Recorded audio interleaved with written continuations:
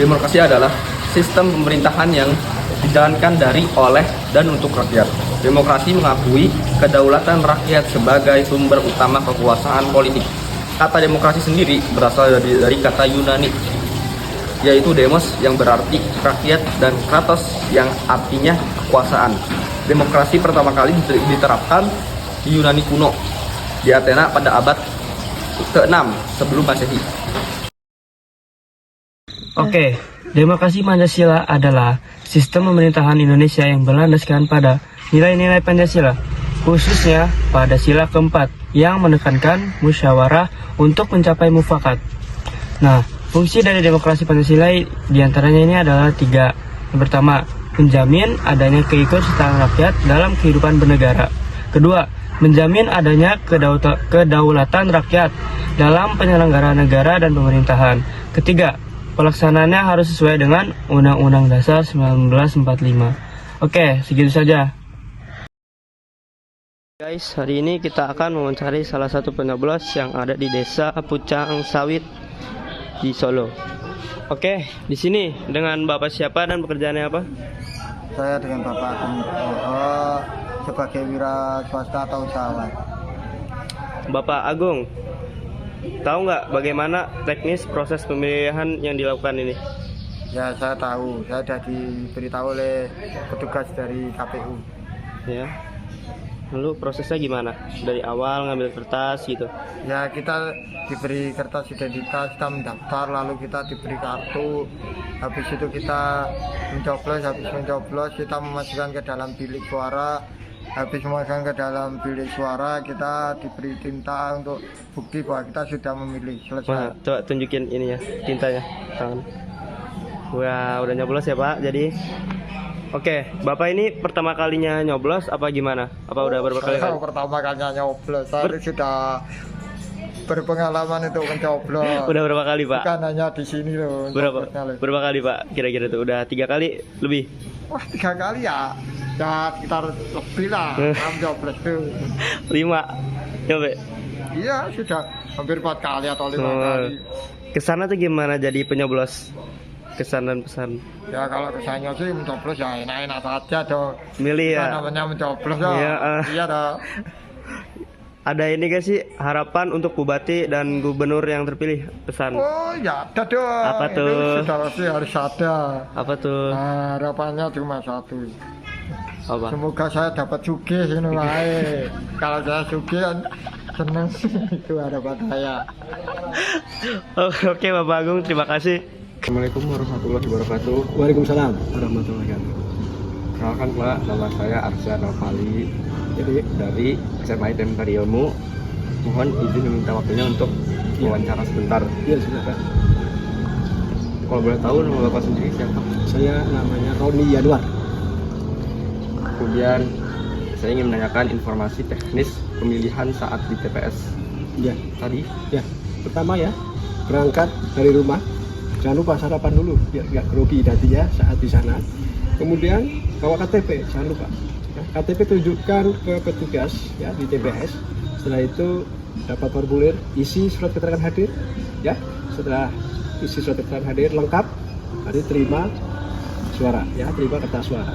Setelah terima kertas suara, datanglah atau masuk ke bilik suara. Ya, di situ di bilik suara nanti pilih sesuai dengan hati nurani masing-masing.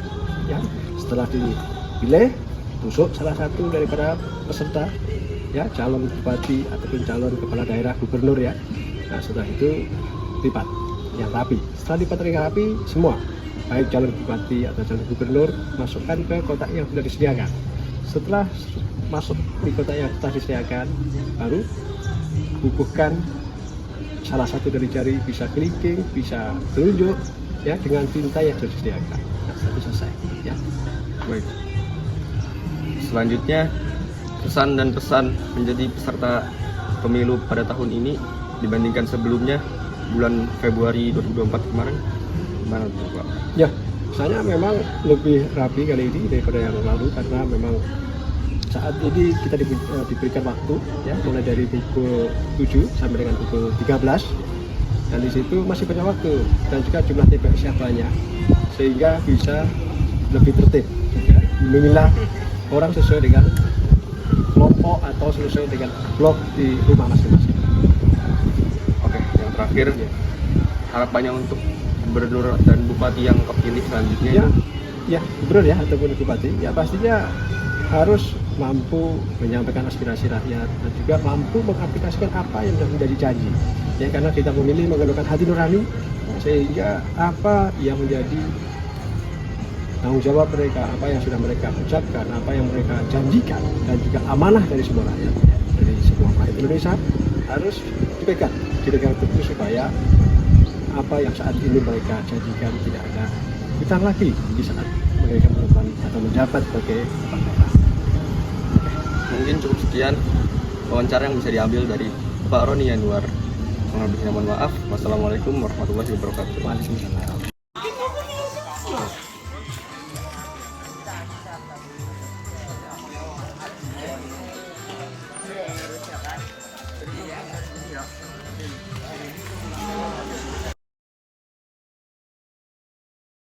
Harapan demokrasi Pancasila di Indonesia saat ini masih terus berkembang dan menghadapi berbagai tantangan.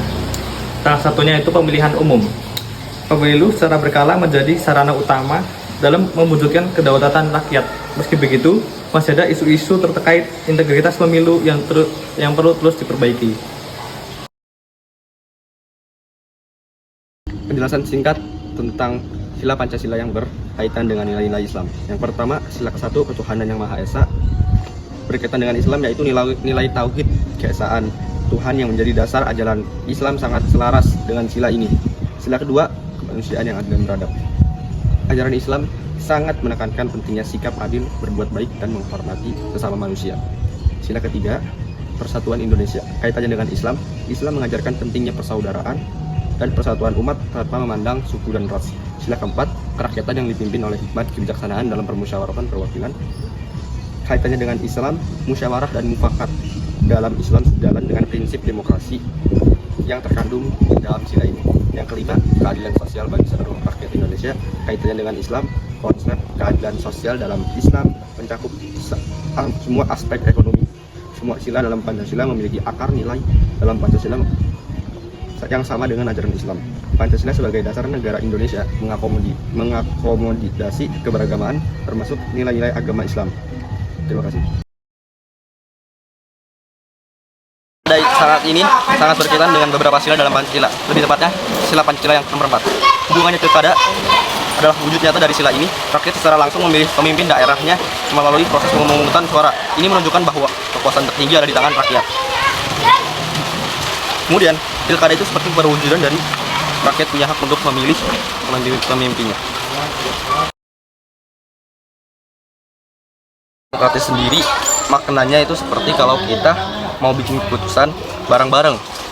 Semua orang punya hak suara yang sama. Jadi keputusan yang diambil itu biasanya disetujui oleh kebanyakan orang. Intinya demokrasi sendiri itu tentang keadilan dan kesamaan hak. Semua orang punya kesempatan yang sama untuk berpendapat dan ikut menentukan arah negara. Contoh perilaku demokratis dalam pilkada.